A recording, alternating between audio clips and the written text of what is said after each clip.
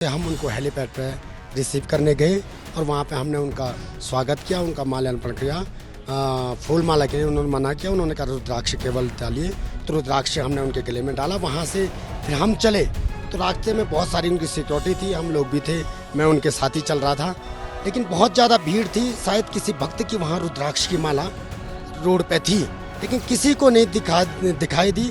राहुल गांधी जी ने वो माला उठाई और किसी को दे दी। देखा जब राहुल गांधी जी आए, लोगों ने मोदी हर हर मोदी और मोदी जी के यहाँ नारे लगाए। यहाँ का सारा चेंज हो गया, भगवान का नाम पीछे और व्यक्तिगत नाम अब हम देख रहे हैं यहाँ पे आगे हो गया।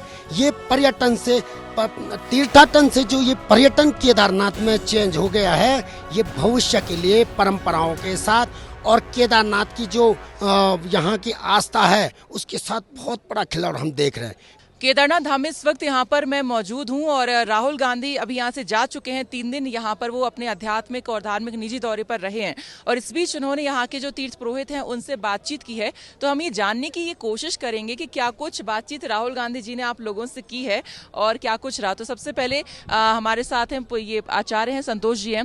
संतोष जी, आप बताइए, आपसे आप ज़्यादातर वक्त उनके साथ रहे हैं पूरा 3 दिन, तो क्या कुछ बातचीत हुई केदारनाथ धाम को लेकर, क्या कहा या ओवरऑल क्या कुछ बातचीत?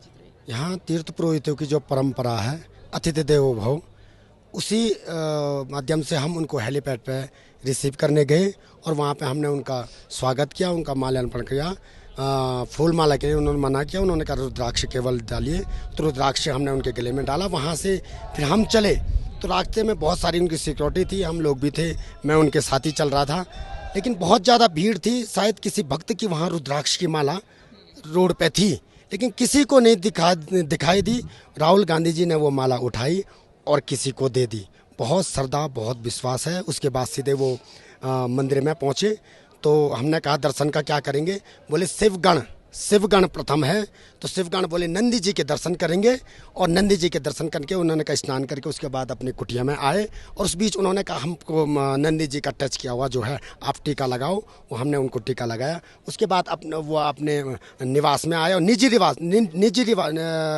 निवास में आए और तीर्थ पुरोहितों का उसमें रहे और स्वयं पाकी का मतलब है तो खुद पका रहे और खा रहे। हाँ, खुद स्वयं की, कहीं होटल का बाहर का नहीं खाया।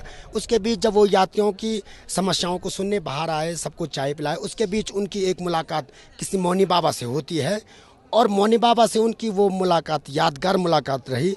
जब पहले ये कई वर्षों की पुरानी की परंपरा है, ये अभी भी कुछ साधु संत उस परंपरा को निभा रहे हैं, तो वो टिक्कड़ बनाया। साधु संत खुद अपने हाथ से टिक्कड़ बनाते हैं, उसको खाते हैं, लेकिन राहुल गांधी जी ने भी रात को उनके हाथ से वो बना हुआ टिक्कड़ पानी के साथ या नमक के साथ जो भी उनके पास व्यवस्था रही होगी वो खाए। फिर सुबह में कल का टिक्कड़ जो होता है, आटे का टिक्कड़ जो होता है वो उन्होंने खाया। उसके बाद जैसे कहते हैं बाटी टाइप, हाँ, तो कल सुबह उन्होंने जो 1100 से 1500 जो लोगों का तीर्थ यात्री यहाँ पे आए हुए थे उनको भंडारा कराया और पूरे अपने हाथों से परोसा। उसके बाद भी भंडारा लोगों को भंडारा कराया, लेकिन जब उन्होंने खाना था वो वही साधु के वहाँ गए, वो मौनी बाबा साधु के वहाँ गए और वही वापस वही टिक्कड़ बनवाया, वही वो टिक्कड़ उन्होंने खाया और वही टिक्कड़ उन्होंने पाया। उसके बाद शाम को यहाँ तीर्थ पुरोहितों, आपने बताया कि उन्होंने खुद भी मतलब पकाया, खुद ही खाया, तो वो क्या पकाया, क्या खाया और कैसे आप लोगों ने वहाँ पे रसोई सबकी व्यवस्था की हुई थी? उनका तो पहले निजी यात्रा थी, एक साधु भेष में वो यहाँ आए थे। उन्होंने कार्यकर्ताओं से भी दूरी बनाई रखी, सिर्फ तीर्थ पुरोहितों से वो यहाँ पे मिले और उनका भोजन का भी कोई प्लानिंग नहीं था। कमरा लेंगे, देख लेंगे, फल फ्रूट मिलेगा तो खाएंगे, नहीं तो ठीक है। फिर उनका भोजन जब भी उनको कुछ लेना होगा, चाय वगैरह सब, उनके बगल ही में एक कमरा उनको दे रखा था, वहाँ उनका किचन था, उसके बगल में वो उनका निवास था। वहाँ खुद चाय वगैरह, रोटी वगैरह जो भी उनको जितना भी होता होगा वो अपने आप उन्होंने किया। और उसके बाद वो भंडारे के बाद जो है हम तीर्थ पुरोहितों को तीर्थ पुरोहितों के साथ उनकी बैठक हुई और तीर्थ पुरोहितों ने यहाँ की समस्याओं से उनको अवगत कराया कि यहाँ पे क्या समस्या है। विकास के नाम पे कहीं हम लोगों को, तीर्थ पुरोहितों को यहाँ पे लग रहा विकास के नाम पे यहाँ विनाश तो नहीं हो रहा है, लेकिन धीरे धीरे जिस चीज़ का हमें लग रहा है और दिख भी वही रहा है, पहले हम यात्रियों के साथ, जब हमारे जो यात्री आते थे हम उनको लेने जाते थे, रास्ते में से जब मंदिर दिखता था, केदारपुरी जब दिखती थी, तो यात्री पूछते थे बाबा मंदिर कहाँ है, तो हम सामने देखते थे, बोले देखो सामने कलश है, वो मंदिर है। लेकिन अब यात्री पूछ रहे हैं कि हमारा गेस्ट हाउस वहाँ है, अब कब हमारा मंदिर कहाँ है, तो अब हमको बोलना पड़ रहा है कि उस बिल्डिंग के पीछे मंदिर है। अब दूसरी बिल्डिंग, वहाँ वो बिल्डिंग के पीछे यात्री जैसे पहुँच रहा है बिल्डिंग के सामने, तो वो बिल्डिंग वाला बोल रहा है उस बिल्डिंग के पीछे।